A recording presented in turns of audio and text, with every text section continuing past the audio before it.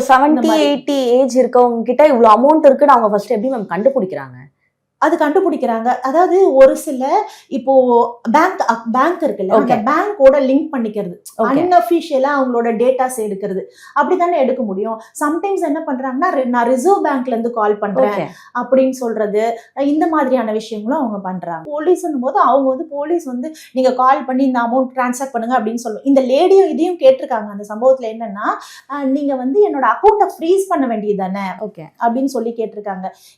ஏதோ நடந்திருக்கு அப்படிங்கிறீங்க, அக்கௌண்ட்டை ஃப்ரீஸ் பண்ண வேண்டியதானே, ஏன் அமௌண்ட்டை டிரான்ஸ்ஃபர் பண்ண சொல்றீங்கன்னு கேட்கும்போது அவங்களுக்கு இன்னும் கொஞ்சம் அவங்களுக்கு பதட்டத்தை உண்டு பண்ணி, இது கவர்மெண்ட் புரோட்டோகால் தான், அதனால நீங்க போடுங்க, சேஃபா இருக்கும் அப்படின்னு சொல்லிட்டு, என்னன்னா இதுக்கு இடையில நடந்திருக்கு. அவங்க பேசிக்கிட்டே இருக்கும்போது உடனடியா நீங்க வந்து உங்களோட வாட்ஸ்அப்பை பாருங்க அப்படின்னு சொல்லிட்டு வாட்ஸ்அப்ல அதாவது சீலோட கோர்ட் சிம்பிள் சீலோட உங்களுக்கு அரெஸ்ட் வாரண்ட் அப்படின்னு சுப்ரீம் கோர்ட்ல இருந்து அரெஸ்ட் வாரண்ட் அப்படின்னு சொல்லிட்டு ஒரு வாரண்ட் அனுப்பணும்னே அவங்க இன்னும் பதட்டப்பட்டுட்டாங்க.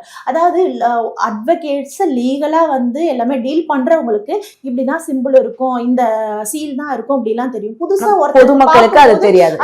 ஐயோ நம்மளுக்கு அரெஸ்ட் வாரண்ட் அனுப்பிட்டாங்களே, டோஸ்ல வந்து அரெஸ்ட் பண்ணிடுவாங்களோ, லோக்கல் போலீஸ் ஸ்டேஷன் இன்ஃபார்ம் பண்ணி அவங்க வந்து அரெஸ்ட் பண்ணிடுவாங்களோ அப்படிங்கிற பதட்டத்துல இந்த அரெஸ்ட் வாரண்ட்டை பார்த்தோன்னே அவங்க இன்னுமே நம்பிட்டு வந்துட்டு அவங்க சொல்ற விஷயத்த செய்யறாங்க.